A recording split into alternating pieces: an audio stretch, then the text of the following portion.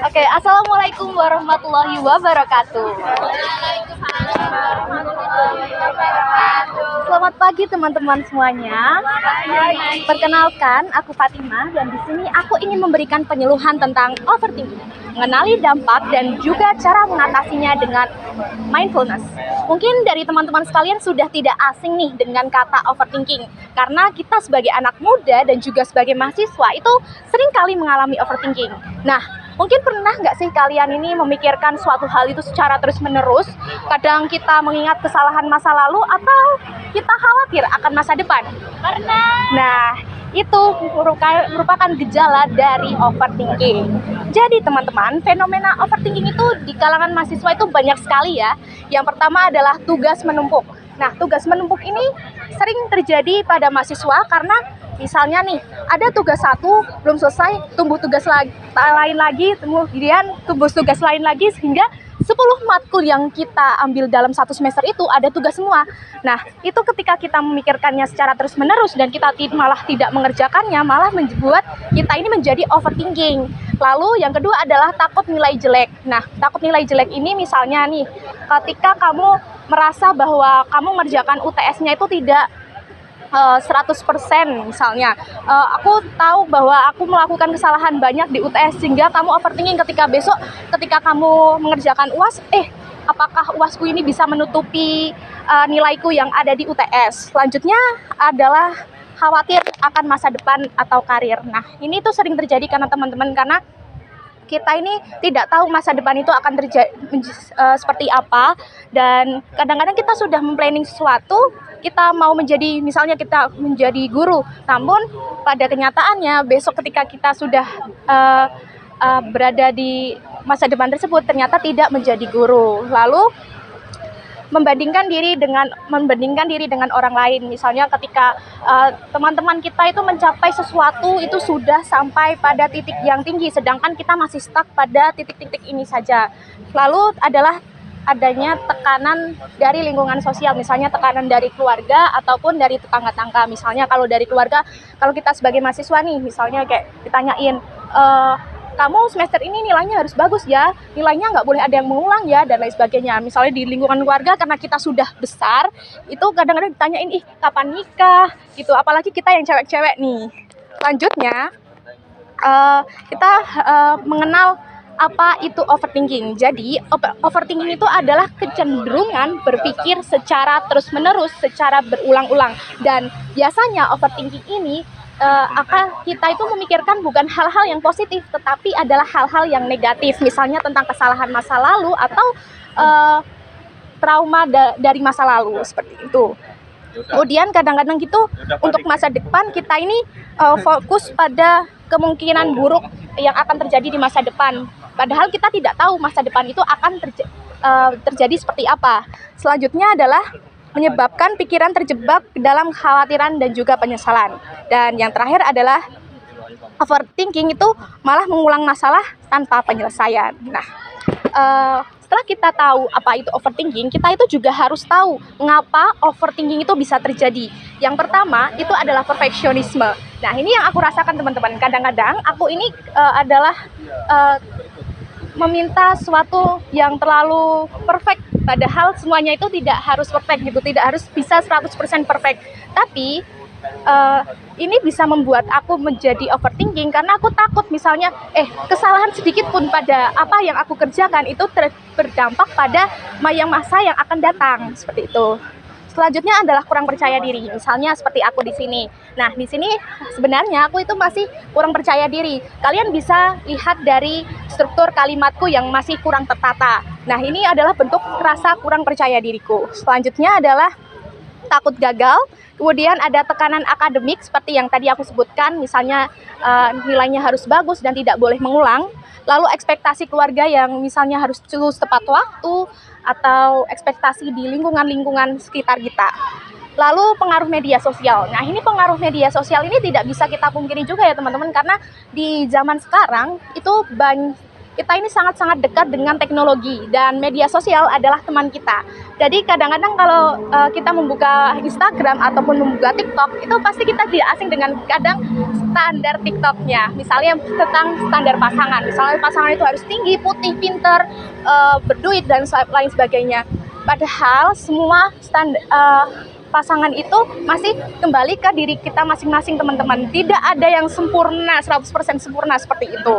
Lalu yang terakhir adalah pengalaman buruk di masa lalu. Misalnya ketika di masa lalu kamu pernah diamanahi suatu kegiatan, dan kegiatan itu kamu terjadi suatu kegagalan di situ. Nah, kamu itu malah stuck pada pikiran-pikiran itu terus hingga kamu malah takut untuk mengambil keputusan di masa depan. Takutnya kamu melakukan hal yang sama. Selanjutnya adalah bentuk-bentuk overthinking. Jadi bentuk-bentuk overthinking itu ada dua ya teman-teman. Yang pertama adalah rumination, yaitu menyesali keputusan dan mengingat kesalahan di masa lalu. Dan juga worrying, yaitu mengkhawatirkan tentang masa depan, takut gagal atau takut ditolak. Jadi pada intinya overthinking itu pasti berpusat pada kesalahan masa lalu atau kekhawatiran akan masa depan. Selanjutnya adalah tanda-tanda overthinking. Yang pertama adalah sulit berhenti berpikir, karena salah satu gejala dari overthinking itu kita itu tidak berhenti berpikir, kita terus-menerus berpikir dan kita stuck pada satu memori yang membuat kita takut. Misalnya ya tadi ketika aku pernah gagal, nah itu aku takut kalau aku berpikiran bahwa aku akan gagal, padahal masa depan itu kita masih belum tahu seperti apa. Selanjutnya adalah sulit mengambil keputusan. Nah, ini karena kita terkadang memikirkan suatu hal dan juga kemungkinan terburuk terjadi, itu bisa membuat kita sulit mengambil keputusan, apalagi keputusan yang harus disepakati pada saat itu juga. Selanjutnya adalah membayangkan skenario terburuk, lalu sulit fokus. Ya, sulit fokus ini karena kita terlalu banyak berpikir dan stuck pada satu memori saja. Lalu mudah gelisah, misalnya aku ketika di depan ini dan masih terbata-bata. Kemudian sulit tidur, ya karena overthinking ini gampang menyerang ketika malam hari teman-teman, ketika kita sudah berada dalam tidak ada kegiatan dan kita tinggal istirahat, malah kita tuh memikirkan hal-hal yang tidak, misalnya memikirkan hal negatif, misalnya kegagalan, aku besok masa depan aku akan seperti apa ya, tugasku akan selesai nggak ya, sudah banyak banget itu. Maka dari itu tidur kita itu menjadi tidak bagus. Selanjutnya adalah mudah lelah secara mental, karena balik lagi teman-teman, karena overthinking ini adalah mengulang pikiran secara terus-menerus, otak kita itu bekerja terus gitu loh teman-teman. Jadi badan kita itu mudah lelah baik secara mental ataupun secara fisik. Nah, tadi aku menyebutkan bahwasannya dampak dari tanda-tanda overthinking adalah mudah lelah secara mental. Nah, sekarang kita harus mengenali dampak overthinking itu terhadap kesehatan mental. Yang pertama adalah meningkatkan stres, ini pasti. Yang kedua adalah menimbulkan kecemasan. Yang ketiga adalah menurunkan rasa percaya diri. Yang keempat adalah memicu depresi apabila berlangsung lama. Dan yang kelima adalah menurunkan kualitas hidup. Selain itu, selain berdampak pada kesehatan mental, overthinking ini juga berdampak pada kehidupan sehari-hari, seperti produktivitas menurun. Nah, ketika kamu stuck pada satu pikiran yang sama, ketika kamu overthinking, kamu pasti tidak melakukan apa-apa karena yang bekerja adalah otakmu. Jadi, tugas-tugas yang harusnya diselesaikan pada saat itu juga, itu tidak sama sekali kamu kerjakan karena kamu malah overthinking di saat itu. Selanjutnya adalah tugas sering tertunda. Nah, tugas-tugas yang tertunda ini lama-kelamaan akan menumpuk dan membuatmu malah tambah overthinking. Kemudian hubungan sosial juga terganggu, sulit menikmati aktivitas karena kamu stuck pada satu memori yang membuatmu tidak bisa pergi kemana-mana, lalu menurunkan kemampuan mengambil keputusan.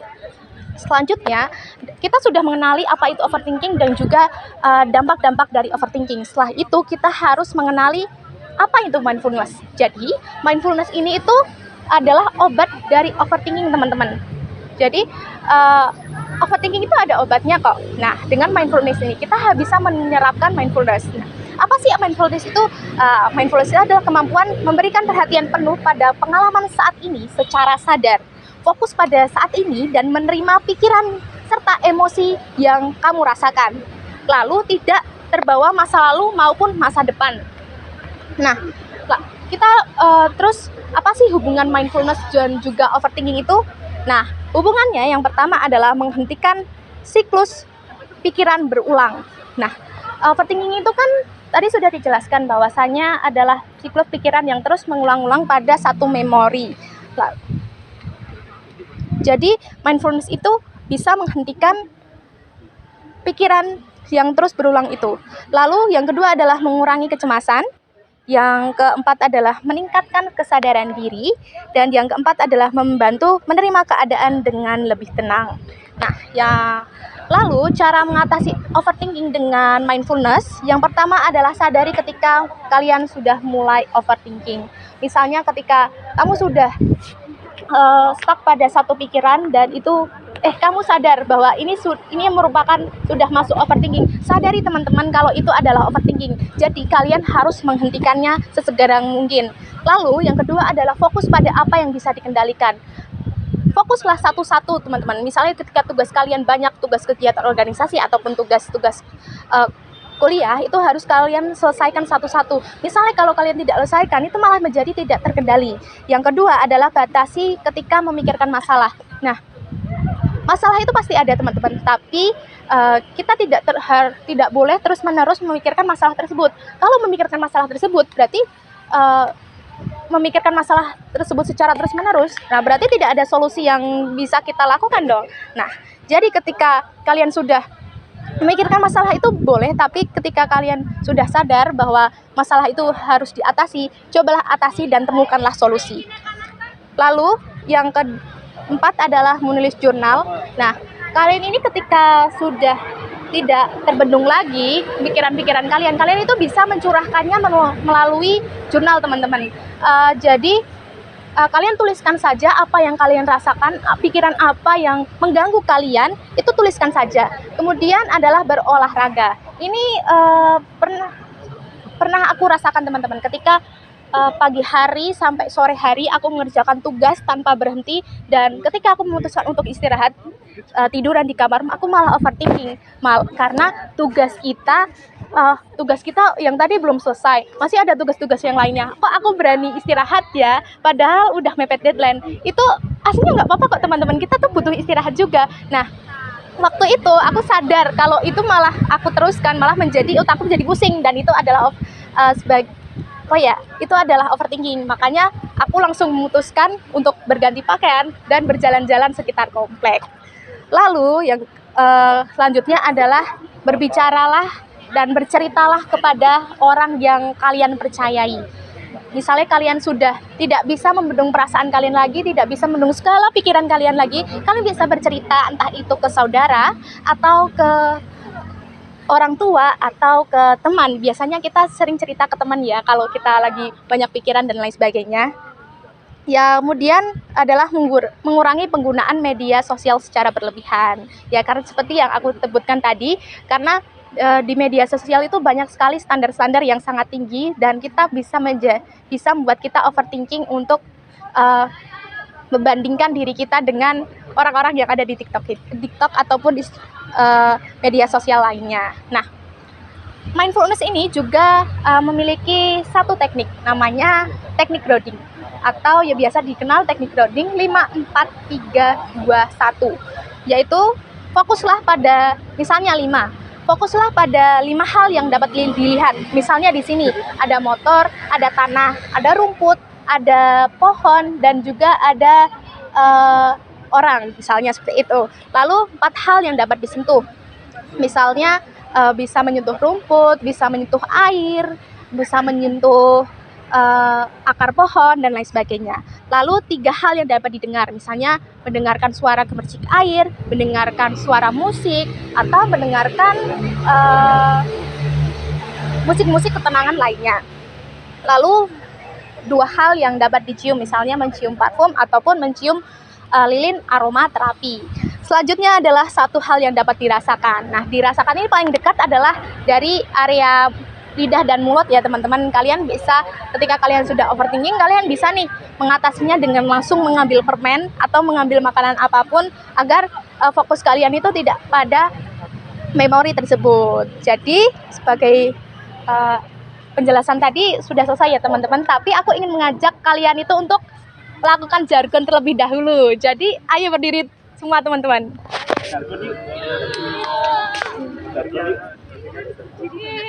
Ya, harus berdiri. Oke, jadi gini jargonnya. Kendalikan pikiranmu, jangan biarkan overthinking menghalangimu. Kendalikan pikiranmu, jangan biarkan overthinking menghalangimu. Oke? Yuk, mulai ya teman-teman. 1, 2, 3. Kendalikan pikiranmu, jangan biarkan overthinking menghalangimu. Yeay! Terima kasih ya teman-teman. Sekian penyuluhan dari aku. Mohon maaf kalau pembahasannya terlalu berlibat dan juga terlalu mengulang-ulang. Terima kasih. Wassalamualaikum warahmatullahi wabarakatuh. Waalaikumsalam warahmatullahi wabarakatuh.